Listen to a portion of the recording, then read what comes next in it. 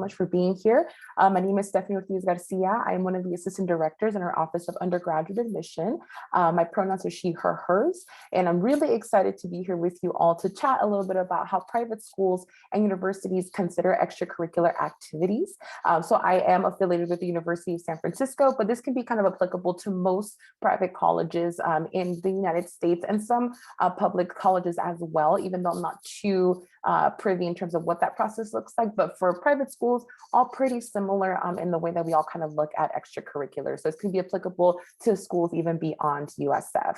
But again, thank you so much for being here this evening to learn a little bit more about this topic. And at the end, I will save time for questions. But in the meantime, if anyone has any questions throughout the presentation, please feel free to use the chat to let me know any questions you may have, or we can save time at the end for any questions that y'all may have. And as everyone is entering into the session, if I could ask for y'all to mute your mics and feel free to go ahead and leave your cameras on or off, however you feel most comfortable. So we'll go ahead and get started. So here's a little bit of an agenda for our presentation, our time together today. So the first thing is to set the tone and intentional review kind of process for looking at the application as an entirety. And then we'll also look at the evaluation of extracurricular activities. We'll also be taking a look at do's and don'ts. So some tips that I have for y'all when you're looking at how or when you're entering your extracurriculars. I'll have some examples, more so kind of just chatting off the top of my head in terms of students who I can remember through the admission process, and then we'll save time for any questions that y'all may have. But again, as I mentioned before, if you have any questions, please feel free to use the chat function to submit them during the presentation. But again, we'll have time at the end for any questions as well. So looking at setting the tone for our presentation today and looking at, how do we look at the overall admission process, at the University of San Francisco, but also just in general, most private universities and colleges in the United States. And so we really want to make sure that you students and family members, guardians, whoever is supporting you in this admission process, that we try to really look at the review process in a very intentional way. So we really want to make sure that students understand that we are not just going to be looking at just your GPA or your test scores, and that'll be it. We're definitely taking a look at your GPA and test scores, but we're also taking a look at your essay. We're taking a look at your extracurriculars. We're taking a look at your letters of recommendation. We're taking a look at the short response in the application. So we want to see overall, how good of a fit you'll be in our community, but also who you are as a student, but also as a young adult. So looking at what are your hopes? What are your ambitions? What are your, motivations? What are your career goals, your college goals? So really looking at, overall, what kind of applicant you are, and again, whether or not, USF is a good fit for you, and then also any kind of private university and college, but then also looking at, if this is going to be a good fit just overall. When we're looking at the application process in its entirety, we are taking into consideration life circumstances and your personal story. So we like to say, in our office that this story has happened to the student once, although, as an admission counselor, I do read hundreds and hundreds of applications. So we understand that this is your personal story. This is your, life experience. So we want to take that seriously. And we always, as we're reading your application, we think about that you took the time to submit this application and tell us a little bit about yourself and really invite us into what your life circumstances and life experiences have been up to this point.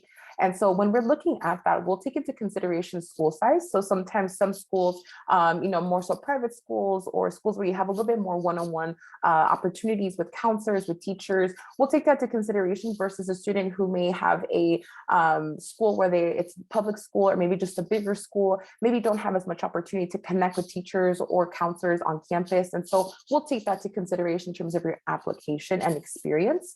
We'll also take into consideration availability in terms of extracurriculars. So sometimes some students have so many different kinds of commitments in the classroom, outside of the classroom. Maybe the rigor of classes really demands a lot of your time. So we really want to make sure that we're taking into consideration your availability as a student, as we're kind of going through the admission process. And then we also take into consideration other commitments. So anything else that you're doing, outside of the classroom, outside of extracurriculars, and extracurriculars does include jobs. So some students sometimes are a little kind of uneasy or unsure if that counts, but it definitely does. So we're taking into consideration everything that you're doing outside of the classroom. And then we also take into consideration mental health, physical health, overall wellness. We do understand that sometimes some students have some experiences where mental and physical health definitely can impact or just affect in general your academic performance in high school. So we really want to know, what that has been like for you, and definitely inviting us into a little bit more about your story and the details of that. We're also taking a look at your grade trends. So of course we want to see what your GPA is in terms of your 4 years or 3 years of high school, but we also take a look at what your grade trends are, because sometimes some students may start off freshman year a little rough, but then maybe throughout their time, sophomore year, going to junior year and senior year, they're showing improvements in their grades. Or maybe, over time you've improved, or maybe let's say you started off really strong, maybe 1 year or sophomore year, something happened where just, life happens for whatever reason, and maybe your grades took a dip, but then you picked it back up for junior and senior year. So we definitely take a look at grade trends. We also look at the rigor of your courses. So looking at what kind of classes you've taken, AP classes, IB classes, maybe you're enrolled in dual enrollment, so taking classes at a community college concurrently with your high school classes. So that's something that we will also take into consideration as well. And then we also looking at the application process. We're going into our 3rd year, of this pandemic. And so we definitely recognize that the impact has been so immense, and it depends on your family situation, what kind of student you are, and it affects everyone very differently. So we completely understand the impact of the ongoing pandemic. So that's something that we've taken into consideration these past years as we've been in the pandemic. And honestly, I think it has really highlighted different aspects of the admission process where we can definitely, be a little bit more gracious in terms of understanding life circumstances, in your life. And so that's something that we'll take into consideration as well. Also, the whole application is important. So we're not just looking at what your grades are or what your test scores are. We are definitely going to take into consideration your whole application in its own. And so looking at the common application, so currently it is accepted by more than 900 schools. So we, definitely like to highlight that if you are going to apply to a private university or college, most likely they are going to be on the Common App. Sometimes they do have their own application, so just something to check out and to keep in mind. And then looking at the Common Application, it helps to streamline the application process. So typically you're entering your information, usually only once. What may vary are the short responses or the personal statements for each school, but overall, you'll be entering the same information for all the universities and colleges you're applying to. The activities section will be shared with all the schools you apply to. So again, you don't necessarily have to re-enter it every time. So you do enter it once and it does get dispersed to the different universities and colleges. And then of course, give yourself plenty of time to complete it. I know there are some folks out there who thrive under pressure and who definitely will feel like, you can just do it the night before. Totally fine. It does work for some students, but if you are a student who really just wants to take your time, or you just really want to make sure you allow for time in case you need to make any edits, highly recommend for you to start a little bit earlier than the deadline and just kind of getting prepared for that. And then looking at specifically activities. So reporting activities can help colleges better understand your life outside of the classroom. So we really want to know, what are you up to when class is over? What are you filling up your time in addition to studying and doing homework? What are you doing outside of the classroom? And so here are some of the examples that you might include in your activity section.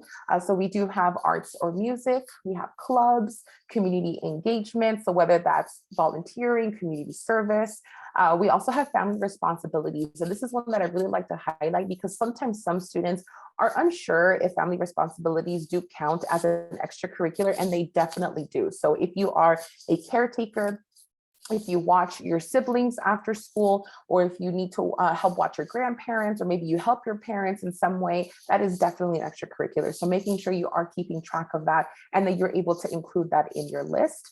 We also have hobbies. So anything that you're picking up, maybe you're learning how to play an instrument, maybe you're learning how to paint, whatever it is, that is also an extracurricular. We also see sports, work, or volunteering. This is another one where, especially work, sometimes students are a little hesitant, but that is definitely extracurricular. Extracurriculars are not just only, volunteering or, just in terms of your free time, it's definitely work as well. And then other experiences that have been meaningful to you too. So if you have anything else that may not fit under these umbrellas, but you feel like it's something that's super important to include in your application for us to get to know you a little bit better, definitely include that as well. And then in the list itself, it is a maximum of 10 activities. So if you are a very involved student, I would definitely try to maybe rank a little bit in terms of the kinds of activities you've been involved in, and also looking at maybe how long you've been involved in these activities, but just knowing that there is a maximum of 10 in that list. So kind of seeing, what do you want to include? What do you think will show us a great insight as to what you're doing outside of the classroom? What are you really passionate about that you want us to know a little bit more about in general? And so kind of going to the next question is, how do you decide what to include?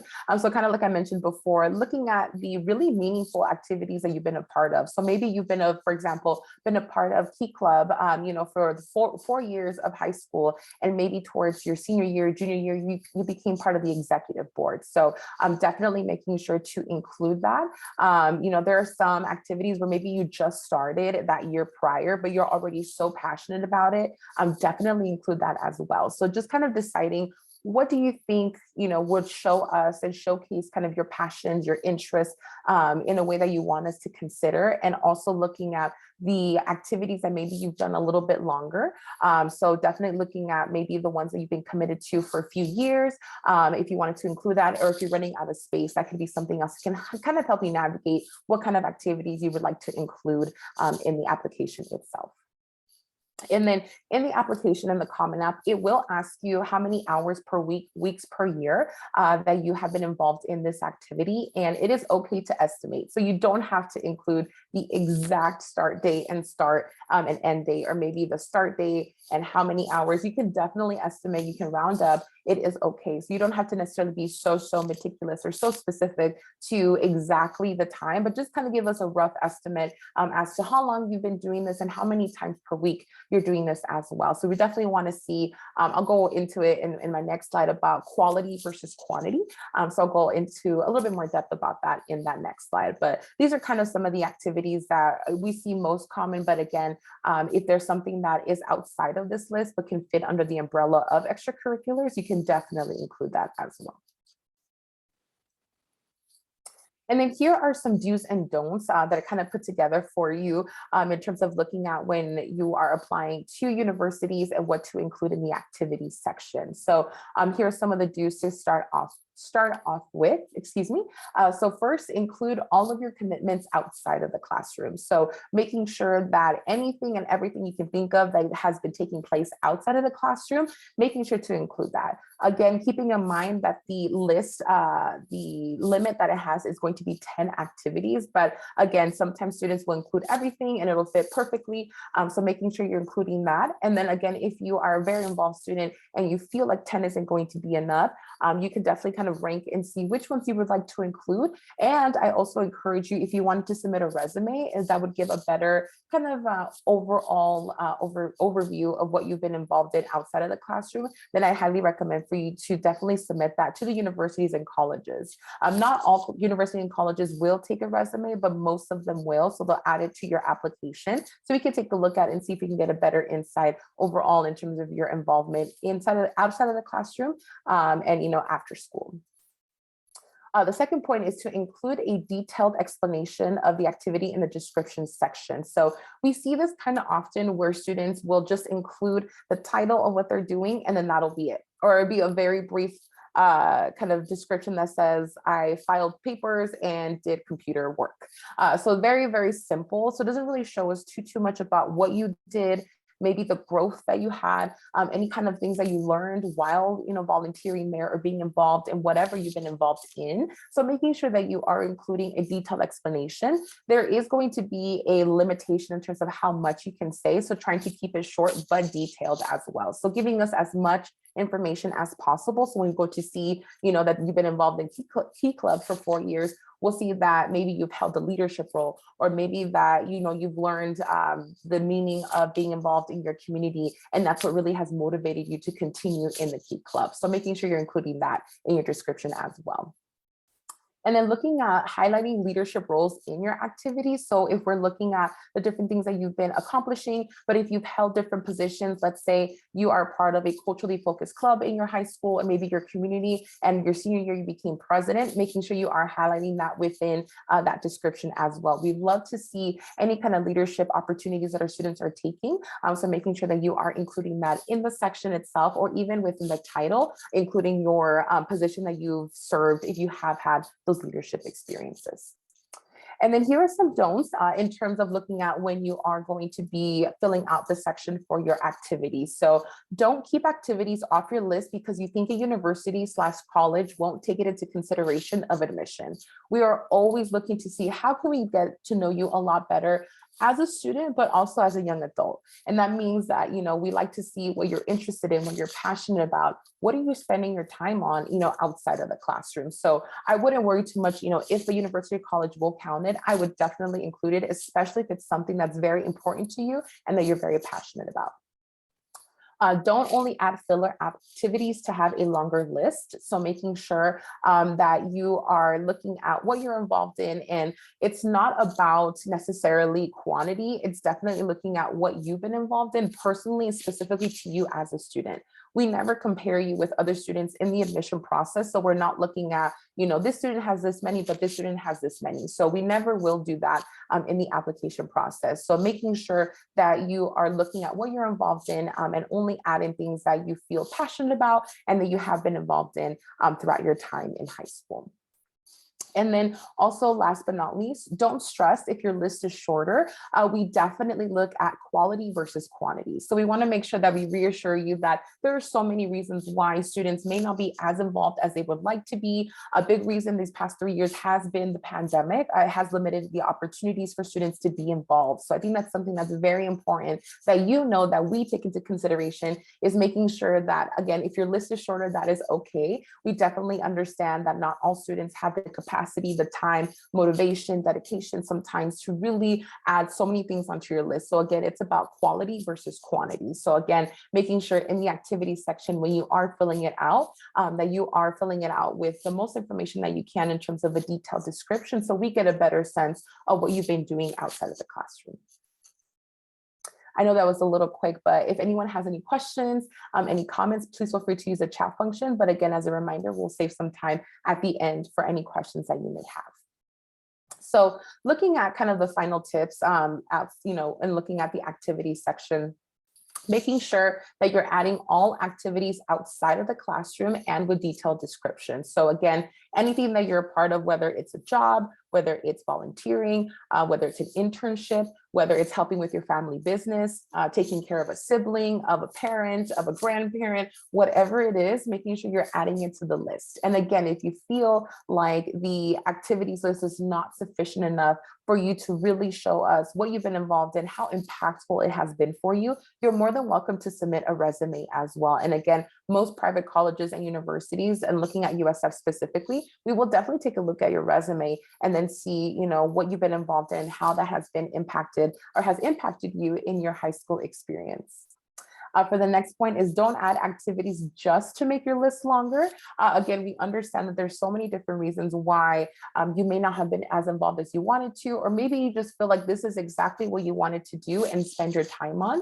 Maybe you have a very rigorous and heavy coursework load in terms of your high school classes. Maybe you're taking college level courses in addition to your high school classes. So whatever it may be, definitely don't feel the stress or don't feel the pressure to add more lists or add more activities to your list just to make it a little bit longer. We completely understand, but again, still thinking about what you've been involved in, what you're passionate about, and what you want us to consider and showcase to us in your application.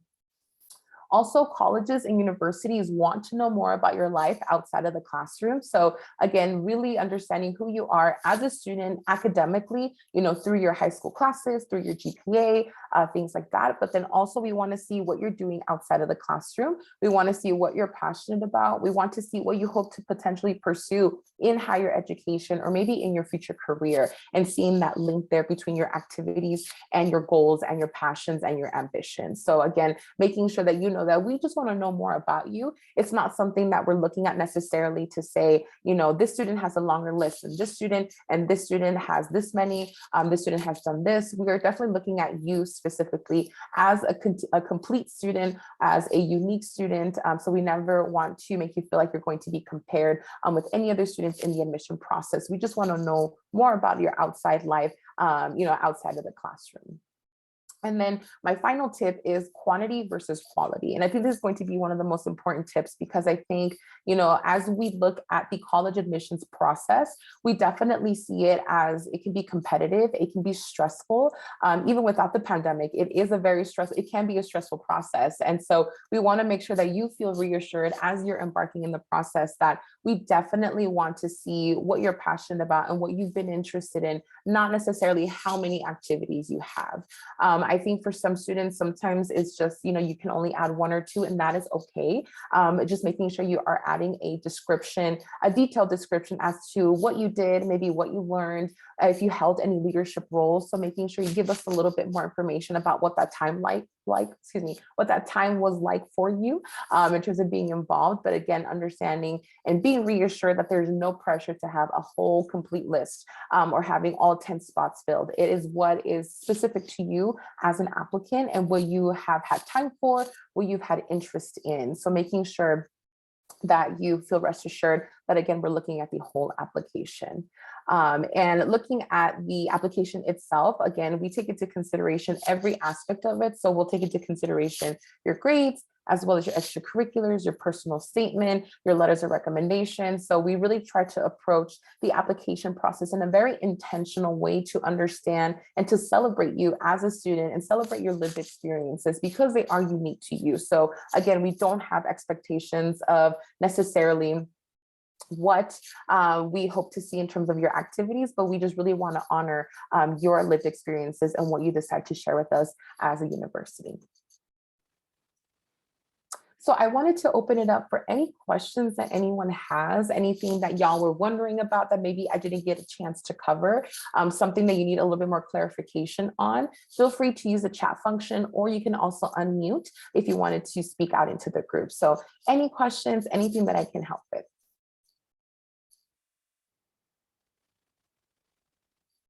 And as we're waiting here, I'll go ahead and go to the next slide.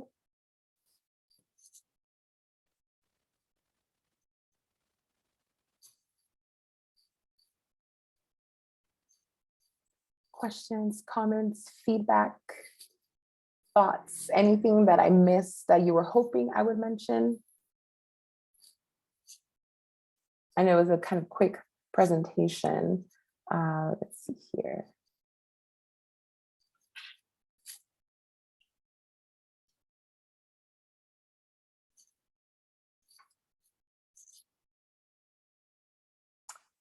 All right, going once, going twice. All right, awesome. So if anyone has any questions, please feel free to use the chat function, or you can also unmute.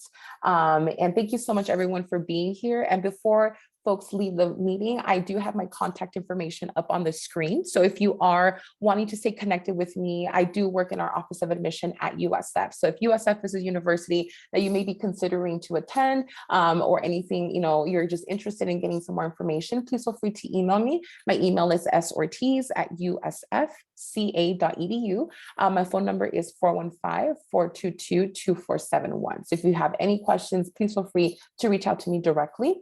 Also, you see the QR code at the top right corner there on the screen. If you have an iPhone, you can actually take a picture of that, and it'll send you directly to our webpage for our admission counselors. So if you do want to know who your specific admission counselor is from the university, you can also go there as well. But I do read all the applications coming in from the Santa Clara Mountain Mountain View kind of area. So again, if there's anything that you need, anything that you would like for me to know, or anything that I can help with, I'm not just only, admission counselor at USF. I'm also very passionate about accessibility to higher education for every student. So if there's anything that you need as you're applying to colleges in general, applying to private schools across the United States, please feel free to reach out to me. I'd love to stay connected, especially towards my first generation college student. I myself was a first generation college student, so I definitely know it can sometimes be a very daunting experience to kind of think about reaching out to universities and colleges. So feel free to stay connected with me. I'm definitely a resource for y'all, but thank you so much everyone for being here this lovely evening, sharing some time with me, and I hope you have a great rest of your week. Thank you so much, everyone.